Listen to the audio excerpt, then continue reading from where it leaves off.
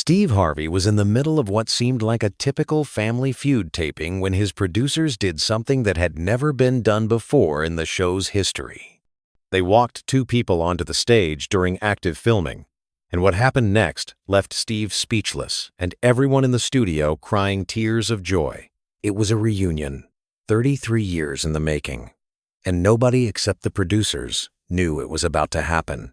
The day started normally enough at the Family Feud studio in Atlanta.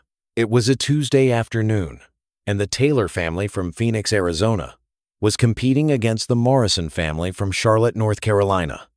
The energy was good, the families were enthusiastic, and Steve was doing what he did best, making everyone laugh while keeping the game moving smoothly. The Taylor family was led by Richard and Susan Taylor, both in their early 60s, along with their daughter Autumn, her husband Marcus, and Autumn's younger brother Kyle. They were a tight-knit group, clearly comfortable with each other, and they'd already won the first two rounds. Autumn Taylor Williams, 33 years old, with warm brown eyes and an infectious smile, stood at the end of the family line next to her husband. She was a kindergarten teacher, and it showed in the patient, kind way she interacted with everyone around her. During a commercial break, Steve made his rounds, chatting with the families as he always did. He had a gift for making people feel comfortable, and the Taylors responded to his warmth immediately.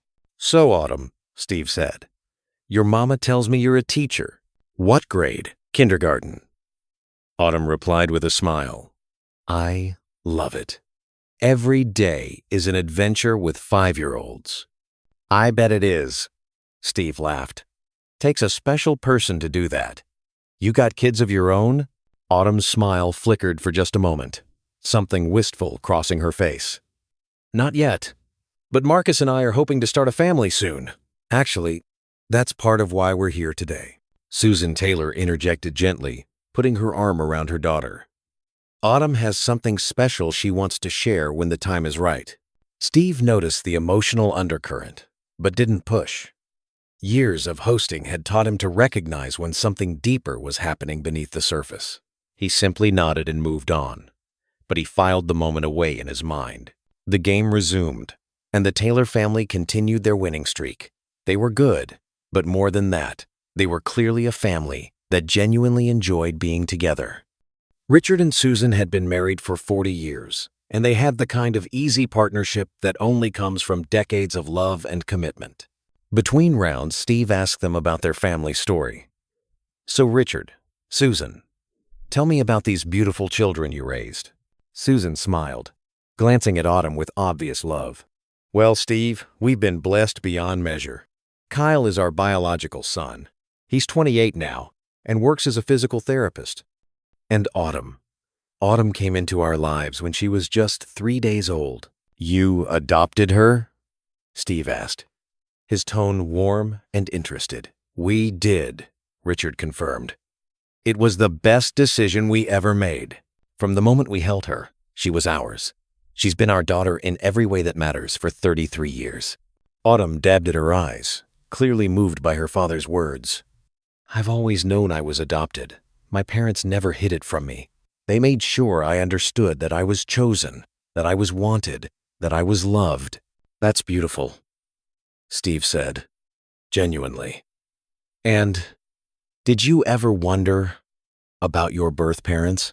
The question hung in the air for a moment. Autumn took a breath before answering. "I did. Not because I felt like anything was missing from my family, because my parents gave me everything.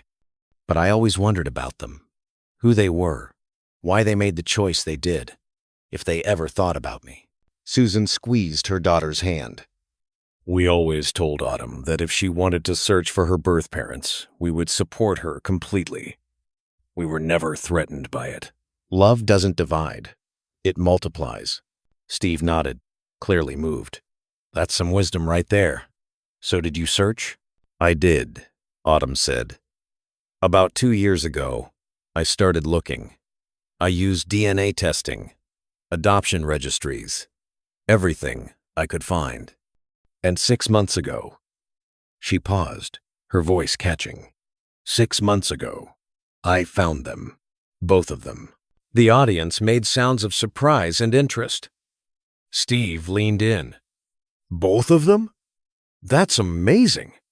Tell us about that. Autumn's hands were shaking slightly as she spoke. My birth mother's name is Catherine.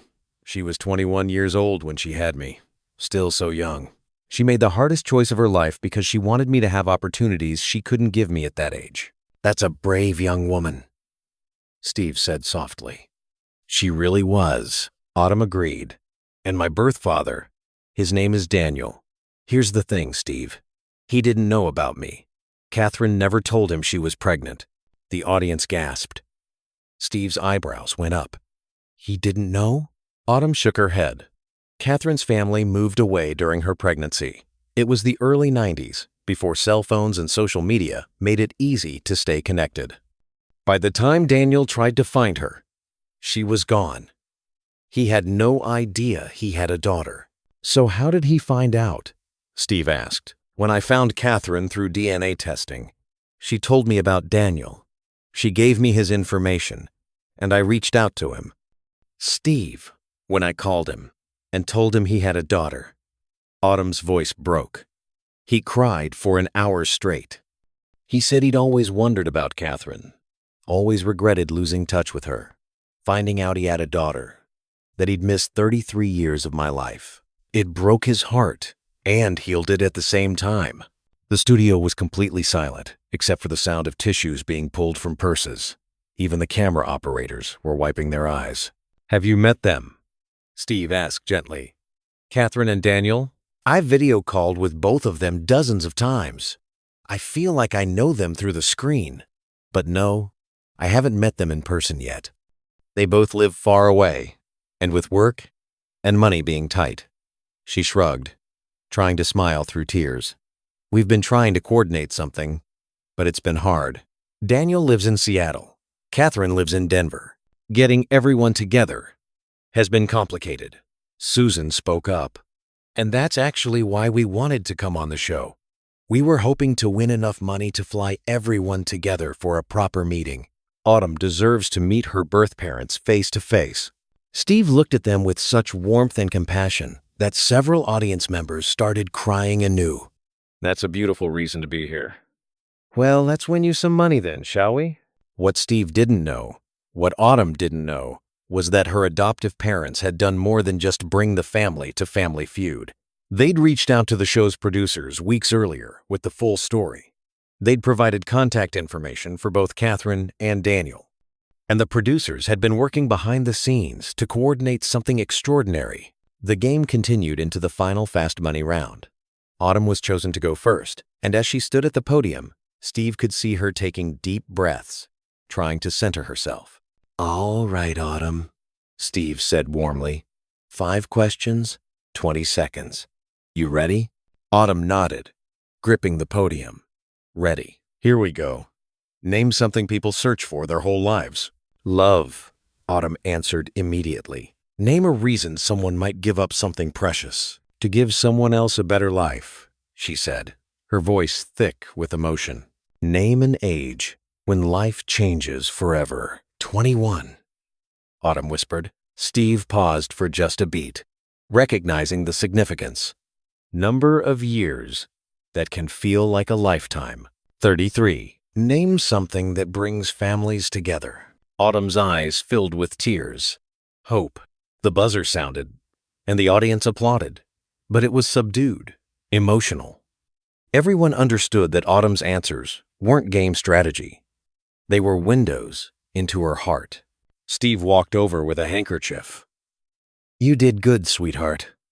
Those were some powerful answers. And like stand, 70 price, with Munchie and daughter.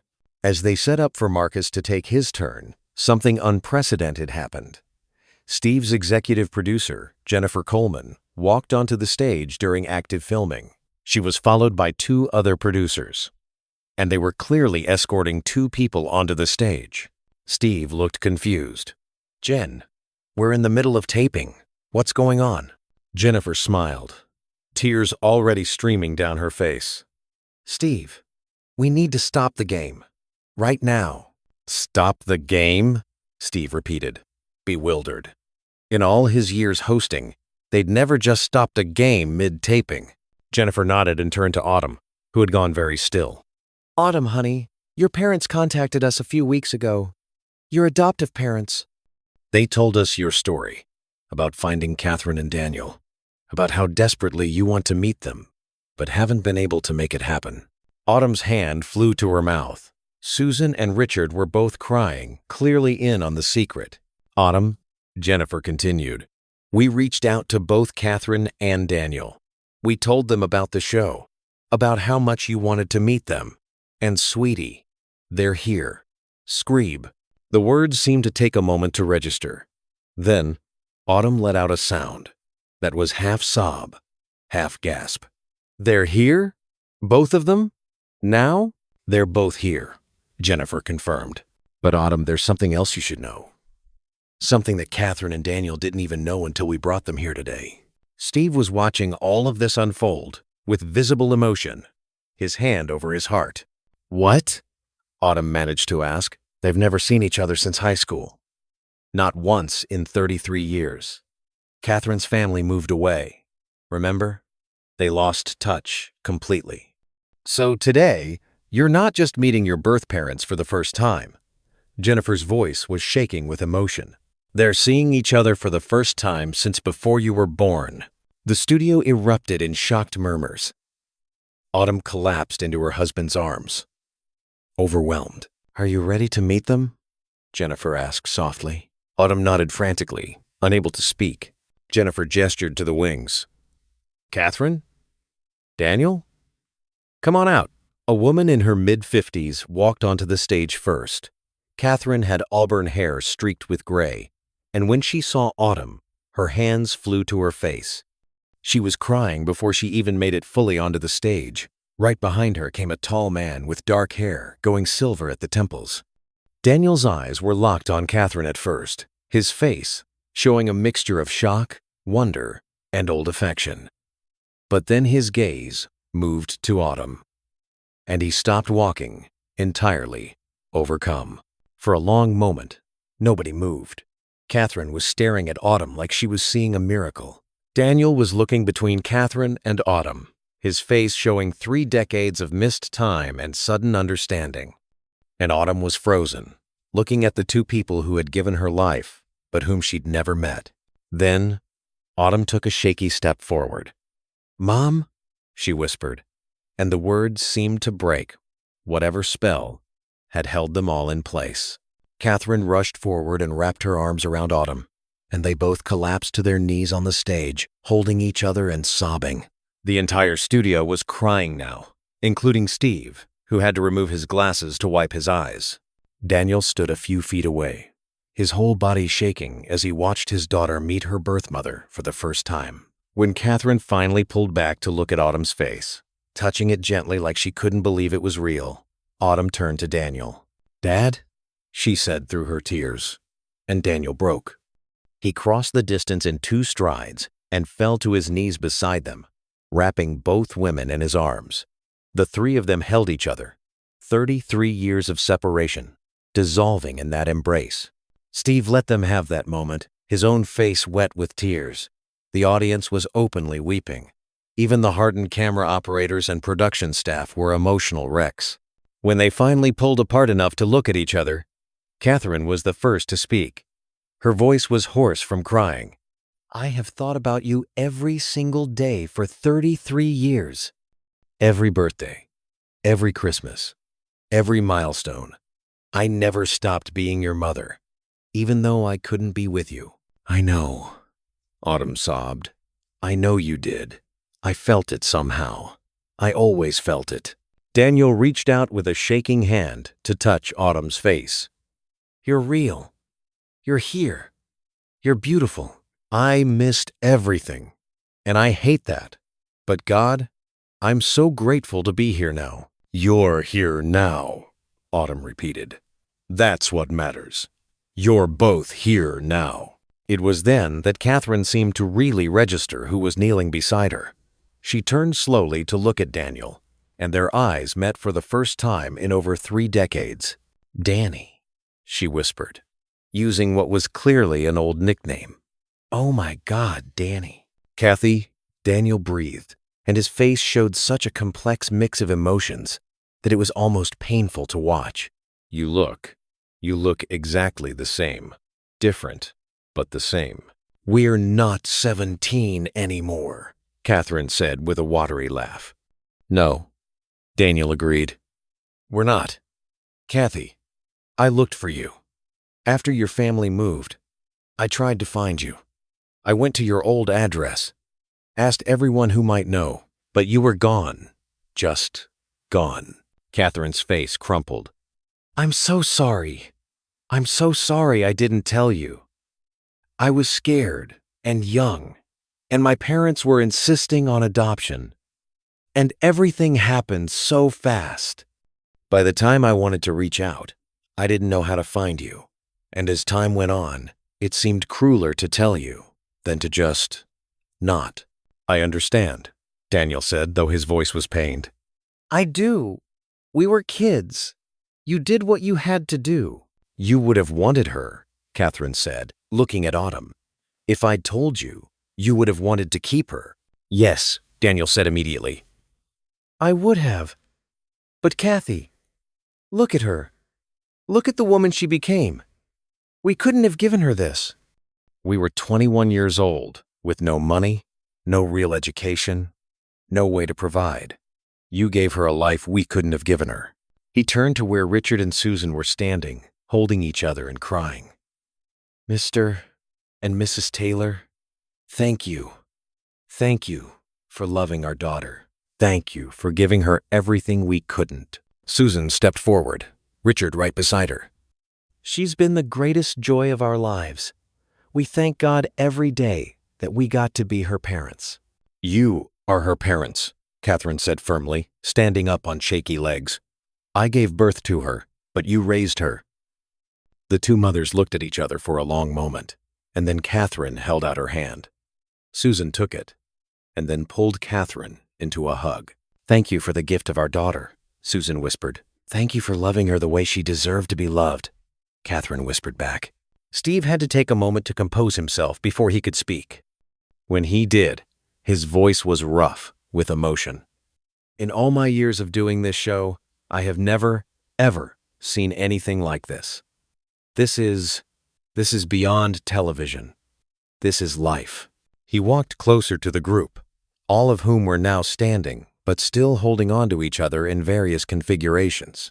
Autumn was between Catherine and Daniel, one hand gripping each of them like she was afraid they'd disappear. "Daniel," Steve said gently, "can I ask you something? When you found out 6 months ago that you had a daughter, what was that like?" Daniel wiped his eyes, his arms still around Autumn. "Steve, it was like, you know that feeling when you don't know something's missing until you find it? I'd lived my whole life without knowing I had a child. And then suddenly, I did. And I realized there'd been this hole in my life I didn't even know was there.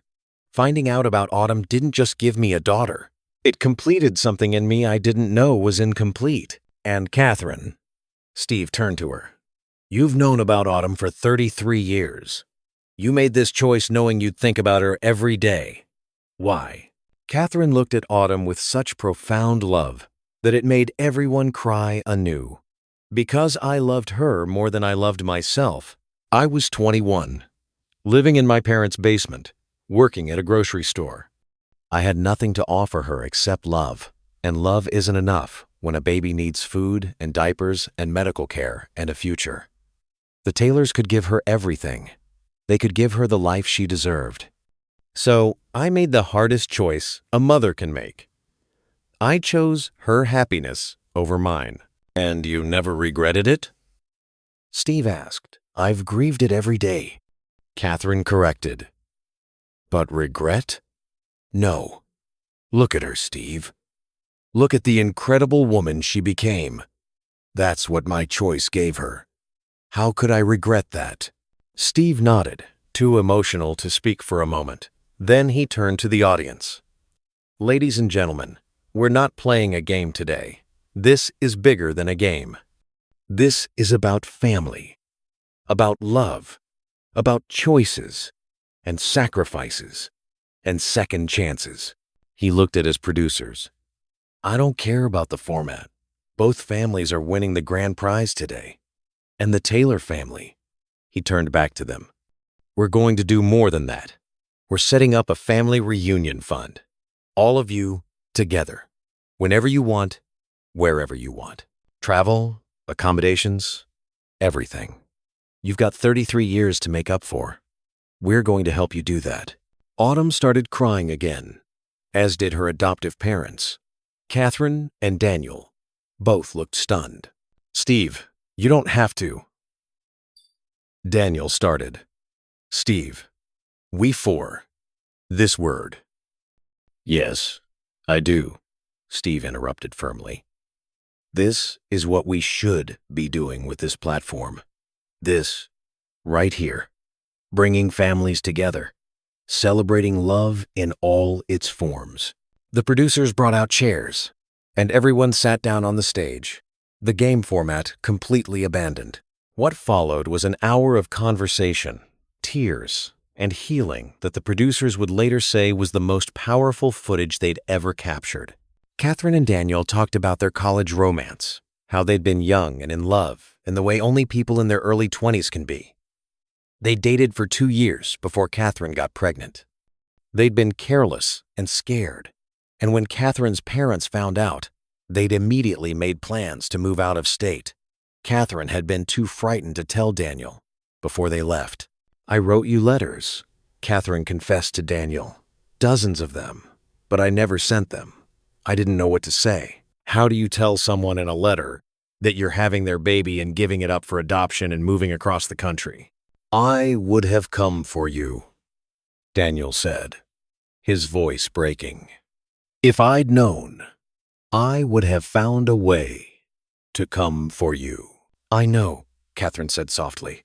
I know you would have. You were always that kind of person. But Danny, we were 21. What could we have done? Daniel had no answer for that. Because the truth was, as much as it hurt, Catherine had been right to make the choice she did. Autumn spoke up, her voice stronger now. Can I ask you both something? Are you married? Do you have other children? Catherine nodded. I married a wonderful man named Robert 12 years ago. He knows all about you. He encouraged me to keep searching. We don't have other children together, but he has 2 from his first marriage. They're in their 20s now. Daniel smiled. I married my wife, Jennifer, 15 years ago. We have 2 kids, a son who's 14 and a daughter who's 12. And yes, they know all about you too. They're excited to meet their big sister. Autumn's face lit up. I have siblings? You have 3 half-siblings, Daniel confirmed. And they've been dying to meet you. They're here. One of the producers called out. Daniel's wife and kids, and Catherine's husband. They came for support. Should we bring them out? Everyone looked at Autumn, who nodded enthusiastically. Yes, please. And so the reunion expanded. Daniel's wife, Jennifer, was a warm woman who immediately hugged Autumn and welcomed her to the family. Their 2 teenagers were shy but excited, circling their new big sister with wonder. Catherine's husband, Robert, was a quiet man who shook Autumn's hand and told her how much Catherine had loved her all these years. The 2 families mingled on the stage, forming new bonds. Autumn's adoptive brother, Kyle, hit it off immediately with Daniel's son, bonding over their shared love of basketball. The mothers, all 3 of them, stood together, comparing photos on their phones. Steve watched it all with visible emotion. This is what it's all about, he said to the camera. Right here. This is family. Not just blood. Not just legal documents. But love. Choice. Commitment. Look at all these people who are connected now. All because of one baby girl born 33 years ago. As the taping wound down, Autumn stood between her birth parents, with her adoptive parents beside her. I want to say something, she announced, and everyone quieted down. Growing up, I sometimes felt different because I was adopted. Not bad different, just different. I didn't look quite like my parents or my brother. I had questions they couldn't answer about where I got certain traits or talents, But my parents, she looked at Susan and Richard with such love. They never made me feel like I was anything less than fully theirs. They gave me a childhood full of love and security and joy. She turned to Catherine and Daniel. And you gave me the gift of that childhood. You made an impossible choice so that I could have what you couldn't give me. That's not abandonment. That's the purest form of love I can imagine. Her voice broke, but she continued. For 33 years, I've been the bridge between two worlds. And today, those worlds came together. Today, all my parents are in the same room. And instead of competing or feeling threatened, everyone is just loving me. That's the most incredible feeling in the world. Catherine and Susan reached for each other's hands, tears streaming down both their faces. Daniel and Richard clasped hands in a firm shake that turned into a hug. To my moms, Autumn continued, both of you, thank you for showing me that a woman can be strong enough to make impossible choices. Susan, thank you for choosing me every single day of my life.